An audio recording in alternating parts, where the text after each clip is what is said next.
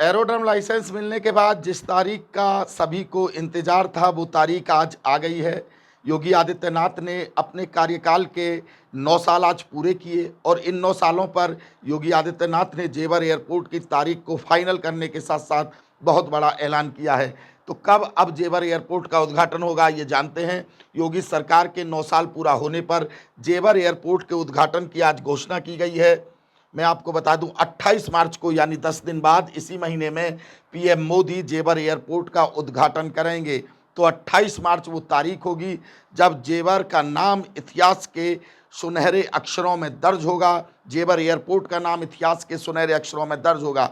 हालांकि कुछ दिन पहले जेवर विधायक ठाकुर धीरेन्द्र सिंह ने एक संदेश दिया था।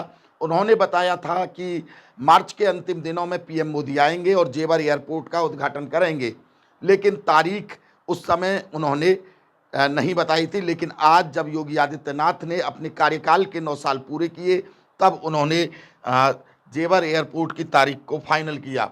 उत्तर प्रदेश में फिलहाल मैं आपको बता दूं 16 डोमेस्टिक और 4 इंटरनेशनल एयरपोर्ट हैं। जेवर में बना एयरपोर्ट उत्तर प्रदेश का 5वां और देश का सबसे बड़ा इंटरनेशनल एयरपोर्ट है। यानी देश का ही नहीं, ये एशिया का सबसे बड़ा इंटरनेशनल एयरपोर्ट है जो 5 रनवे के साथ तैयार होगा। तो 16 डोमेस्टिक और 4 इंटरनेशनल एयरपोर्ट हैं। ये 5वां इंटरनेशनल एयरपोर्ट जब इसका उद्घाटन होगा तो उत्तर प्रदेश का ये 5वां इंटरनेशनल एयरपोर्ट होगा। इस मौके पर उत्तर प्रदेश की अर्थव्यवस्था को गेम चेंजर बताते हुए जेवर एयरपोर्ट को लेकर योगी ने क्या कहा है उसको देखना आपके लिए बहुत जरूरी है। योगी आदित्यनाथ ने कहा है कि इससे भविष्य में 1 लाख करोड़, जेवर एयरपोर्ट से भविष्य में 1 लाख करोड़ की कमाई होने की उम्मीद है। पिछली सरकारों में लोग नोएडा जाने से डरते थे। कहीं ना कहीं अखिलेश सरकार पर, मायावती सरकार पर योगी आदित्यनाथ ने तंज कसते हुए कहा है क्योंकि एक मिथक था कि जो भी मुख्यमंत्री नोएडा आया है वो दोबारा सत्ता में नहीं लौटा है। लेकिन साल 2017 में जब से योगी आदित्यनाथ ने उत्तर प्रदेश की गद्दी संभाली तब उन्होंने इस मिथक को तोड़ा। वो बार बार नोएडा आते रहे और 2022 में भी प्रचंड जीत के साथ, पूर्ण बहुमत के साथ योगी आदित्यनाथ दोबारा सत्ता में लौटे। योगी आदित्यनाथ ने कहा पिछली सरकारों में लोग नोएडा जाने से डरते थे, हमने वहां जाकर निवेश किया और आज 55% मोबाइल फोन नोएडा में बनते हैं। तो ये योगी आदित्यनाथ ने आज कहा है 9 साल के कार्यकाल पूरा होने पर। 9 साल पूरा होने पर योगी सरकार की उपलब्धियों वाली किताब का भी विमोचन किया गया है कि योगी सरकार ने इन 9 सालों में क्या क्या काम किए हैं, योगी सरकार की उपलब्धियां क्या हैं।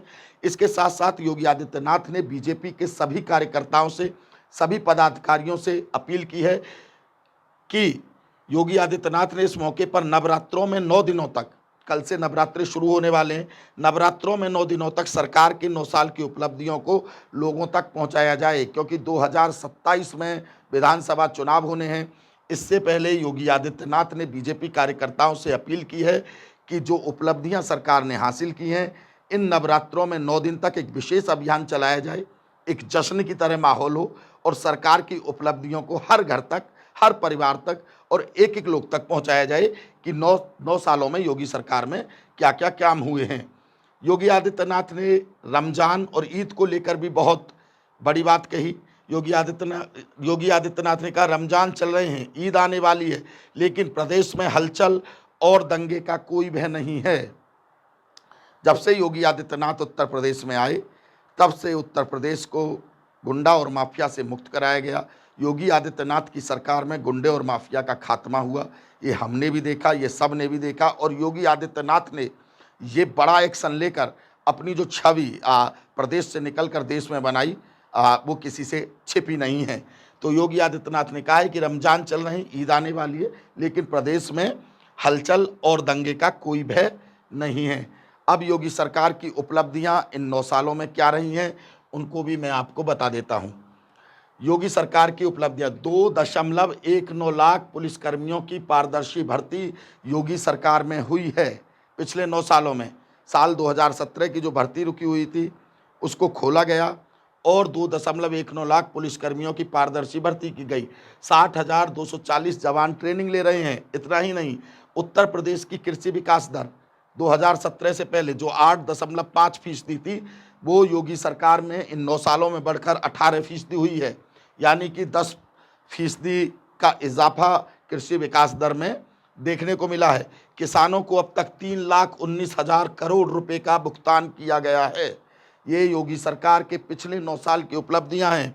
इतना ही नहीं, और क्या उपलब्धियां हैं? एमएसएमई सेक्टर में 3 करोड़ रोजगार के अवसर पैदा किए गए हैं। 3 करोड़ रोजगार के अवसर एमएसएमई सेक्टर में पैदा किए गए हैं। इसके साथ साथ योगी आदित्यनाथ ने एक और ऐलान किया कि हर जिले में 2-2 कंपोजिट विद्यालय बनाए जाएंगे और संस्कृत जो छात्र पढ़ना चाहते हैं उनके रहने और खाने की व्यवस्था मुफ्त की जाएगी। जो हमारी प्राचीन भाषा है संस्कृत, उस पर योगी आदित्यनाथ ने जोर देते हुए कहा कि 2-2 कंपोजिट विद्यालय तो होंगे ही, लेकिन जो छात्र संस्कृत पढ़ेंगे, अपनी प्राचीन भाषा को पढ़ेंगे, उनके लिए रहने और खाने की मुफ्त व्यवस्था की जाएगी। तो आज योगी सरकार ने अपने 9 साल पूरे किए हैं और इन 9 सालों में योगी सरकार ने जो उपलब्धियां हासिल की हैं, उन उपलब्धियों को योगी ने बीजेपी के कार्यकर्ताओं से अपील की है कि हर घर तक पहुंचाया जाए।